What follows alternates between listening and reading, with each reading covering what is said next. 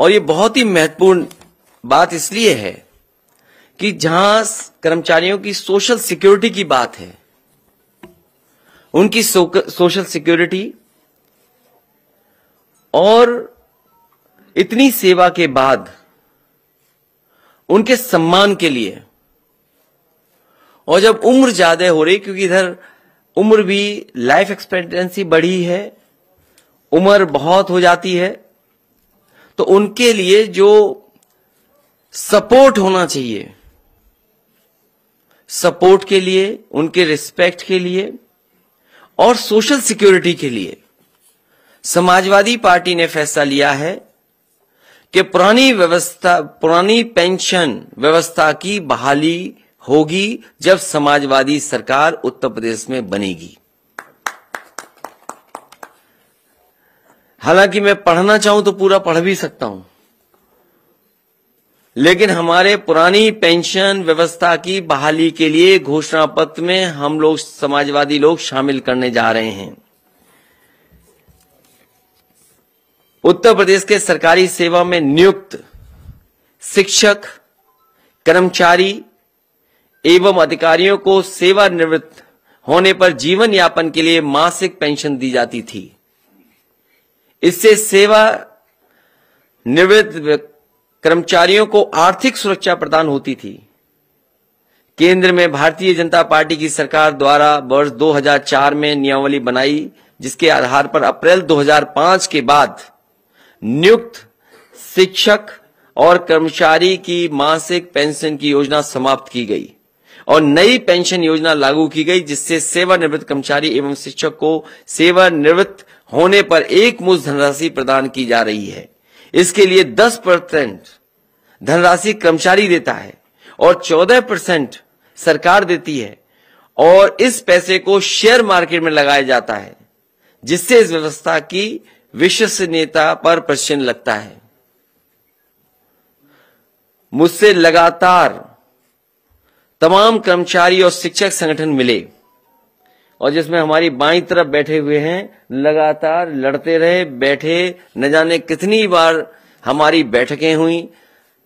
केवल आपके साथ बैठक नहीं हुई, बल्कि कई हमारे जो एक्सपर्ट हैं, फाइनेंशियल चीजों को समझते हैं, जिनके पास अनुभव है, उनके साथ भी बैठक हुई। तब जाकर के ये समाजवादी पार्टी ने अपने मैनिफेस्टो में शामिल करने का फैसला लिया है, बने जो लोगों के घर परिवार में खुशहाली ला सके। ये सरकार वो है, किसी की गिनती नहीं बता सकती। अगर इस सरकार से पूछा जाए कि कोरोना के समय कितने लोगों की जान चली गई, ये सरकार नहीं आंकड़े देगी। इस सरकार से पूछो कि कितने लोगों के रोजगार छिन गए प्राइवेट सेक्टर में, ये सरकार जवाब देने वाली नहीं है। इस सरकार से पूछो कि कितनी की नौकरी चली गई, नहीं जवाब दे रही।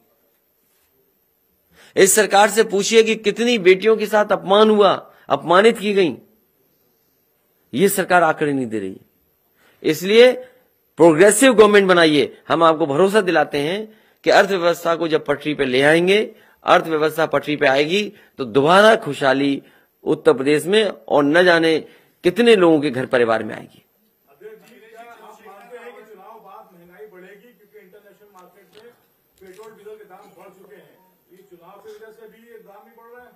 देखिए, भारतीय जनता पार्टी की बातों में हमें नहीं उलझना चाहिए।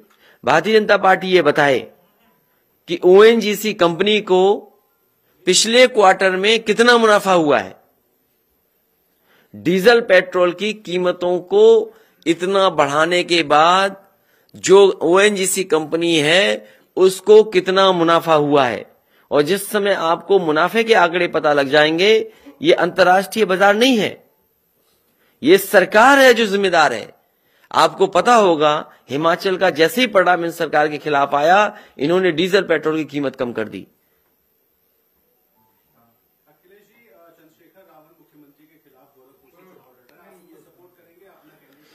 हमारी पार्टी में कई लोगों ने आवेदन किए हैं। आज भी एक परिवार मिलने आया था। तो इस तरीके से पार्टी अपना तय करेगी, गोरखपुर की यूनिट से पूछेगी कि हमें आगे फैसला क्या लेना है।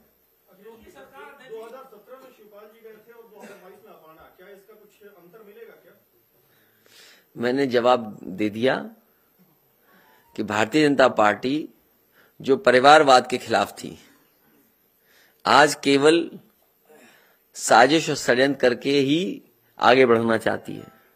तो उन्हें बहुत बधाई, बहुत मुबारक।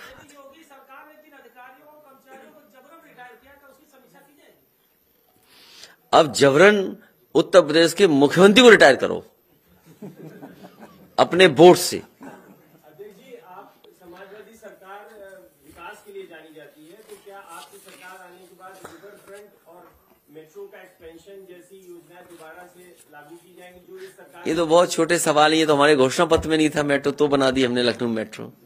सोचिए, समाजवादी पार्टी की वो सरकार थी, कई बड़े काम किए समाजवादी पार्टी ने जो हमारे घोषणा पत्र में नहीं थे। घोषणा पत्र के बाहर काम किए हम लोगों ने। इतने 100 करोड़ खर्च करने के बाद रिवर फ्रंट आज भी बदहाल ही पड़ा है। तो बदनामी करानी थी उन्हें। अब हालांकि उनका नाम आ गया, दोबारा नहीं आना चाहिए नाम। पुराने लखनऊ में काम हुआ, जो आरोप लगे वो आप जानते होंगे। एक को इतना दबाया, इतना परेशान किया कि वो हनुमान चालीसा पढ़ने लगे थे। और बाद में वही भारतीय जनता पार्टी शामिल हो गए और भारतीय जनता पार्टी ने दोबारा एमएलसी बना दिया। और सरकार बदलते ही जब अगली ईद आएगी तो हो सकता हमारे साथ हो। तो ये सरकार विकास विरोधी है। ये तो लखनऊ शहर है जहां पर गोमती का रिवर फ्रंट बनाया गया। बनारस में वर्णा नदी पर रिवर फ्रंट बन रहा था और उसमें बड़े पैमाने पे जो नाले या नालियां या घर का सीवरेज या होटल रेस्टोरेंट के जो आ रही थी गंदगी, उसको रोक रहे थे और कोशिश थी कि शहर के अंदर बनारस में वो वर्णा साफ सुथरी बहे। इसी तरीके से गोमती रिवर फ्रंट था कि कम से कम गोमती शहर में साफ पानी के साथ बहे। लेकिन पता नहीं हमारे बाबा मुख्यमंत्री को क्या हो गया, इन्हें क्या लेना देना। इन्हें इससे भी नफरत है कि कोई आइसक्रीम क्यों खा रहा है। अगर यहां पर रिवर फ्रंट में आइसक्रीम के ठेले लग रहे थे, छोटा मोटा कारोबार चल रहा था, परिवार घूमने आ रहा था, आज गेट टुगेदर की जगह क्या है? पार्क हैं, बाजार हैं, रेस्टोरेंट, होटल हैं। ये गरीब लोगों को एक जगह दी थी समाजवादी पार्टी ने कि गरीब परिवार आए, यहां पर कुछ समय अपना गुजार सकें परिवार के साथ, अपने रिश्तेदारों के साथ। मैंने कई बार देखा कि बच्चे वो अपना जन्मदिन मना रहे थे वहां। स्कूल के बच्चे बच्चियां आते थे, घूमते थे, परिवार आकर के घूमते थे। लेकिन इनको खुशी से नफरत है भारतीय जनता पार्टी को।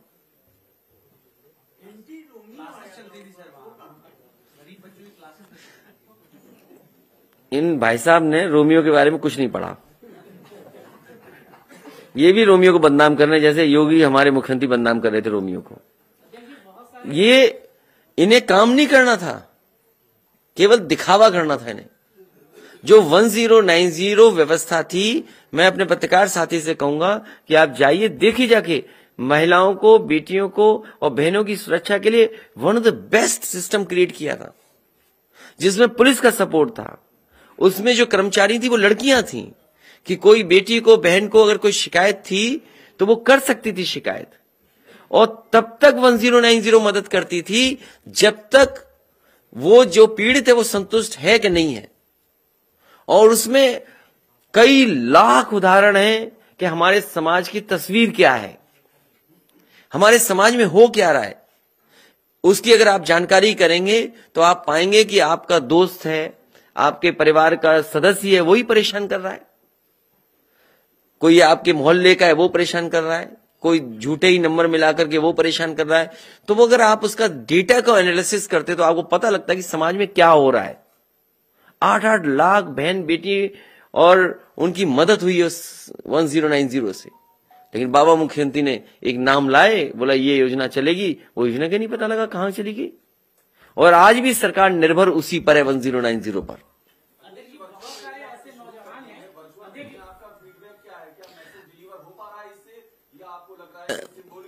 ये शुरुआती है क्योंकि शुरुआती दौर में शुरू हुआ है और अभी थोड़ा टाइमिंग का एडजस्टमेंट करना पड़ेगा कि किस समय हम जाएं जिस समय ज्यादा लोगों को व्यू कर सकें। उसका प्रचार होना जरूरी है। अगर हम कोई वर्चुअल रैली कर रहे हैं उसमें हम पत्रकार साथियों से कहें कि प्रचार भी करें आप, हम आपके माध्यम से भी अगर प्रचार हो जाएगा तो हमारी लोग ज्यादा देखेंगे। और अभी शुरुआत हुई है, धीमे धीमे आप देखेंगे कि इफेक्टिव भी होगी। लेकिन मैं जानता हूं कि वर्चुअल का मुकाबला फिजिकल कैंपेनिंग कर सकती है। फिजिकल कैंपेनिंग का कोई मुकाबला वर्चुअल से नहीं हो सकता। इसलिए हमने अपने कार्यकर्ताओं को ये दिए हैं, कर्मचारियों को ये बात कही, ये दोनों साथी बैठे हैं और लोग भी बैठे हैं कि पुरानी पेंशन को लेकर के कर्मचारियों से हम समर्थन मांगेंगे। और जिन जिन को इससे लाभ होने जा रहा है उस हर वर्ग के लोगों से मैं सहयोग और समर्थन मांगता हूं। अभी जिम्मेदारी इनकी भी है कि ये वहां तक बात पहुंचाएं, लेकिन हम जानते हैं हमारे तमाम लोग अटेवा के हैं, आपके संगठन के लोग हैं, वो जागरूक और समझदार और जानकार लोग हैं।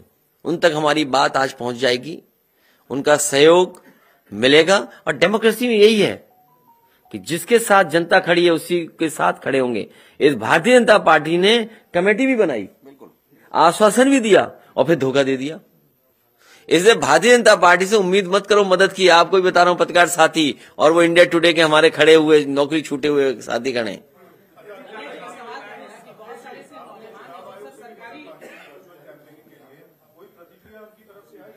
हमें तो अभी तक कुछ नहीं मिला।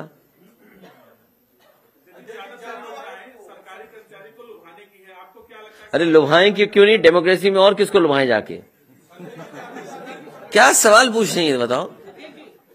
अरे समर्थन मांग रहे हैं, लुभा रहे हैं। हम तो कह रहे हैं खुल करके, हाँ आइए कर्मचारी वर्ग हमारे साथ, हम व्यवस्था करेंगे आपके लिए। बहुत सारे ऐसे नौजवान हैं जो सरकारी नौकरी के मापदंड को पूरा नहीं कर पाते, तो वो प्राइवेट नौकरी की तरफ देखते हैं।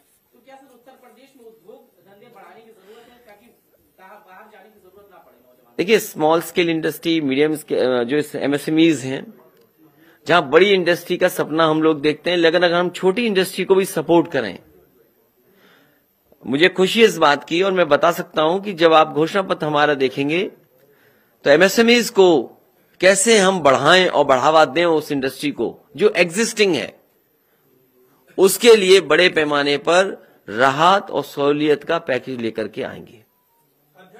जाति आधारित जो प्रदेश में संगठन है, क्या उनको भी बुलाकर टेबल टॉक करेंगे आप? नहीं, अब टेबल टॉक का समय खत्म हो गया, अब केवल दरवाजा खटखटाने का समय है।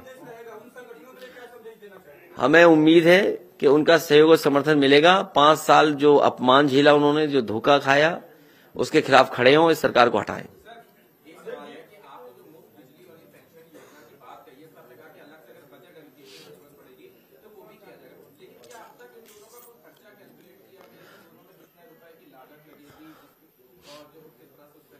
अभी तक जो आंकड़ा निकाले हैं वही बात कह रहे हैं जो हम अपने फाइनेंशियल एक्सपर्ट से बात कर करके कह रहे हैं।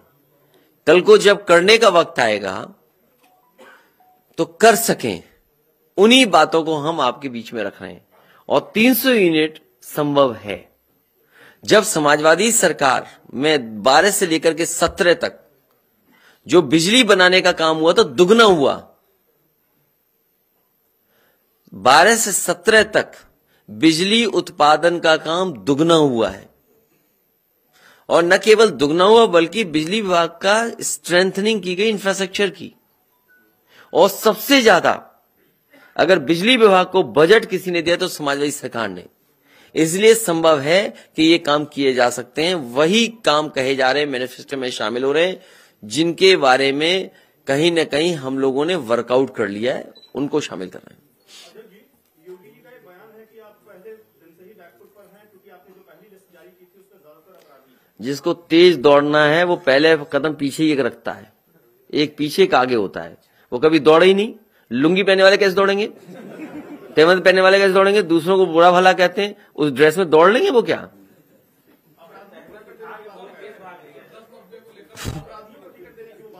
वो कुछ नहीं कह रहे हैं। उनसे ज्यादा मुकदमे किस पे थे? मैंने आपसे कहा सीएम और डिप्टी सीएम पे जितने मुकदमे हैं इतने तो आईपीसी में सेक्शन नहीं है। बताओ है कि नहीं? तुम ही बता दो हमें। क्या दौड़ेंगे वो हम लोगों से? सर इसी से जुड़ा एक सवाल है कि आप बता रहे मुख्यमंत्री और डिप्टी मुख्यमंत्री पर मुकदमे रहे, तो क्या सरकार आने के बाद आप उन मुकदमों को दोबारा ओपन कराएंगे? पुरानी पेंशन व्यवस्था की बहाली होगी और मैं